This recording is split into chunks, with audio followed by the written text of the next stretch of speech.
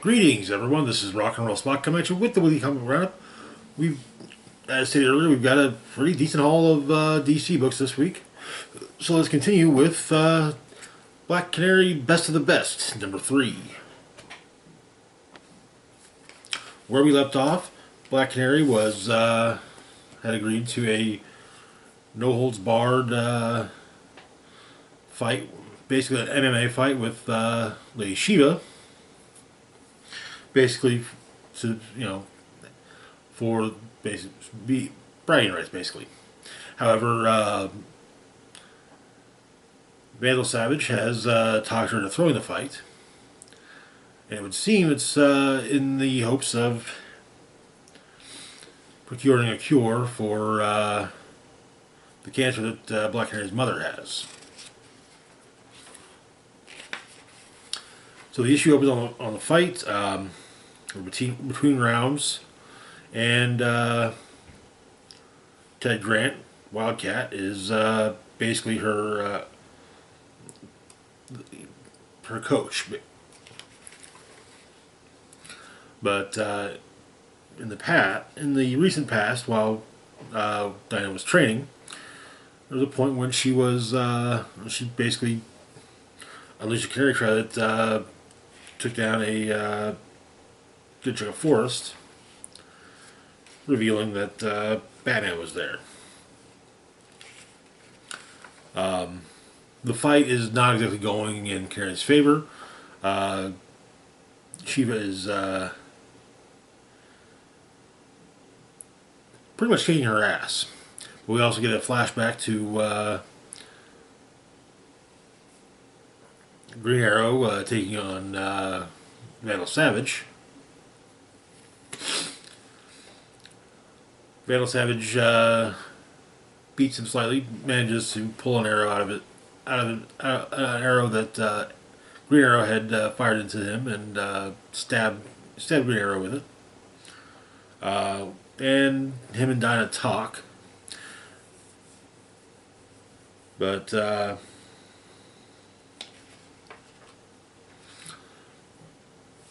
and it turns out that over the years, Vandal Savage would occasionally look in on Dinah's mother. They were old enemies. You know, he was. It feels like it's saying he kind of that he somewhat respected her, and they would sometimes their talks would be a bit adversarial. Sometimes they'd be jovial, reminiscing about the past. But the most recent time, it was never a regular thing. But most recent time, um, he she told Val that this would be the last time they'd speak because she was dying.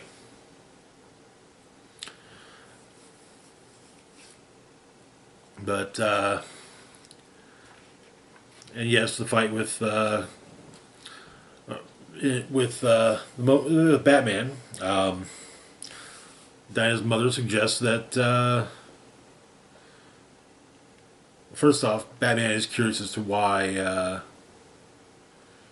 she's doing the fight, but Dinah's mother manages to convince Bruce to help her train because, well, Batman's fought Lady Shiva multiple times.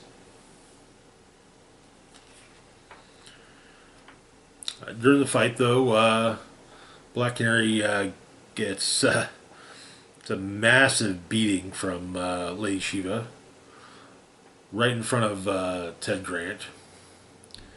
And as Shiva kind of gloats,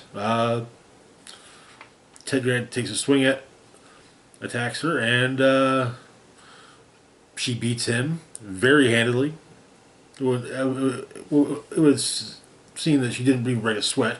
Basically stomps on Ted Grant, on Ted's face even.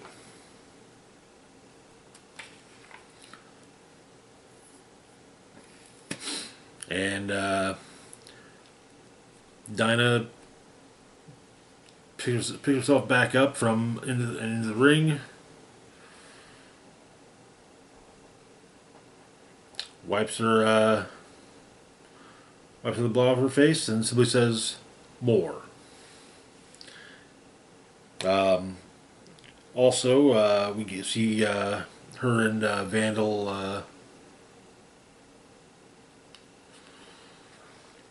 kind of cementing the deal. He does have a cure for cancer, and she'll receive it uh, upon throwing the fight.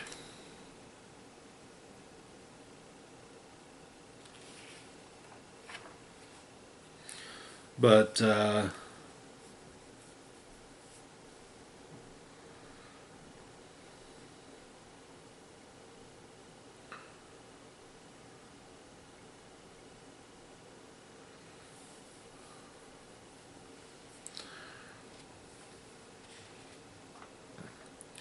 as Dinah gets back in the ring, gotten back in the ring, she seems to have a renewed a second, third wind as she goes after Lady Shiva. The issue ends with Batman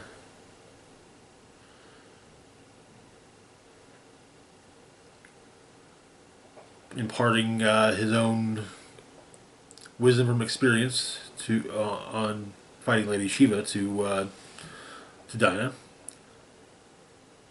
He says that he thinks she'll lose.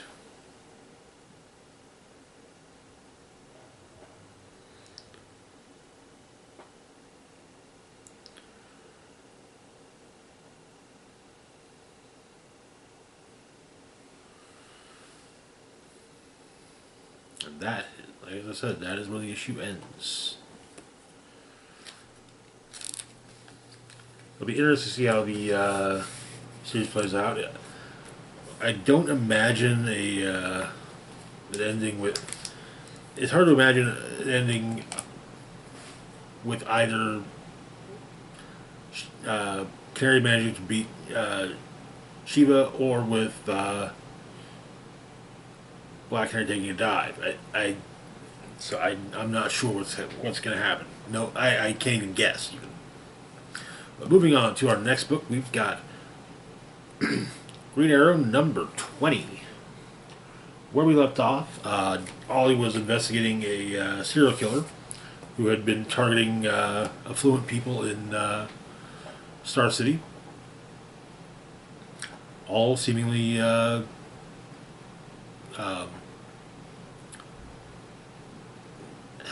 who have been who were seemingly employed by Horton Chemical at some point. And in fact, for a minute, Ollie ran Horton Chemical. But Green Arrow and the police have seemingly caught the killer. So we'll have to see how things go there. The issue opens in the past at Star City Medical Center. A woman has brought her young son in to the doctor, and it seems that her son has epilepsy.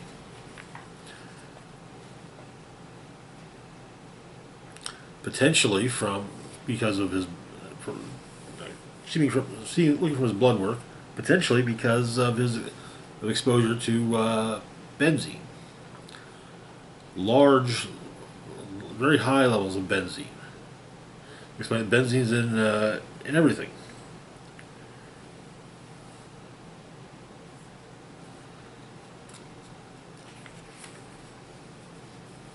In the present, though,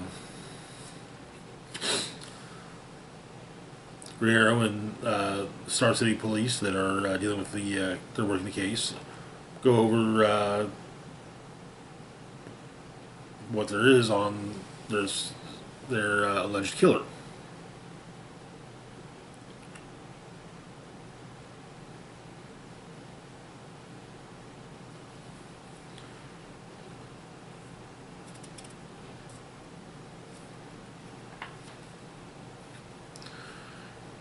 no record. A few parking tickets, a speeding ticket, all were paid on time. She's got acute uh,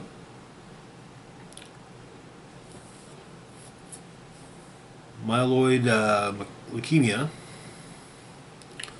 She doesn't really fit the profile of being a serial killer. But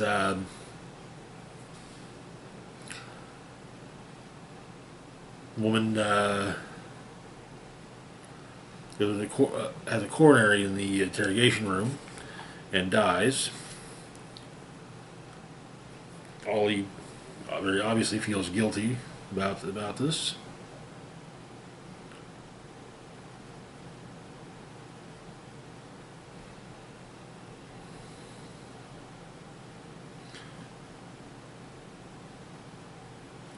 And the primary detective on the case says that, you know, she's actually a serial killer.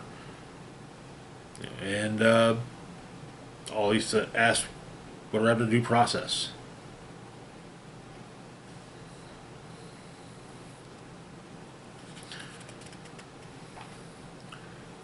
But as Ollie leaves,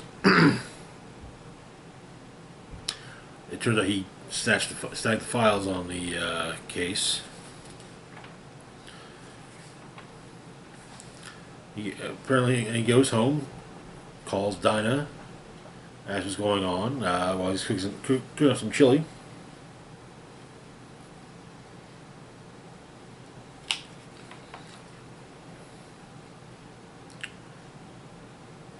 But we get some more information about the freshwater community. There's basically a whole community center built upon a toxic waste dump. Built on top of a toxic waste dump, which no one bothered to say, oh yeah, hey, this lands out was a toxic waste dump, so there might be some effects to that. But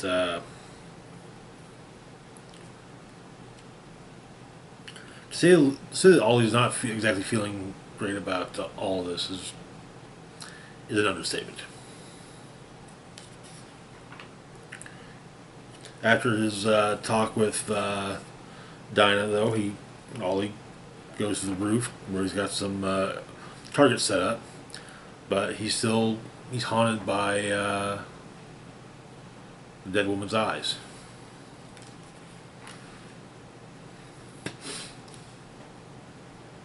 Shoots a few arrows and then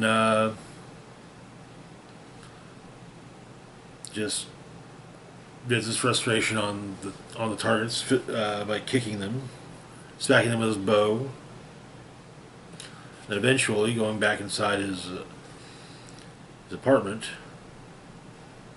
However, as the issue ends, we discover that he's not alone. Good issue, and I'm liking this current run on Green Arrow. I liked the Joshua Williams run. It was really good. It was generally superhero fare. And it had a focus as well on the Arrow family, who I think are, in all honesty, the more interesting characters in the book than Green Arrow. But I'm liking this. This feels a lot like the older some of the classic Green Arrow stories, fighting corporate corruption and whatnot. It's nice to see that. It's nice to get that in the All-In era. But anyways, that's gonna do it for now. As always, feel free to like, share, and subscribe. Links to my Facebook, Blue Sky, Instagram, Mastodon, Twitter, Patreon, and PayPal can be found in the description box down below. This is Rock and Roll Spock signing off saying, live long and rock hard.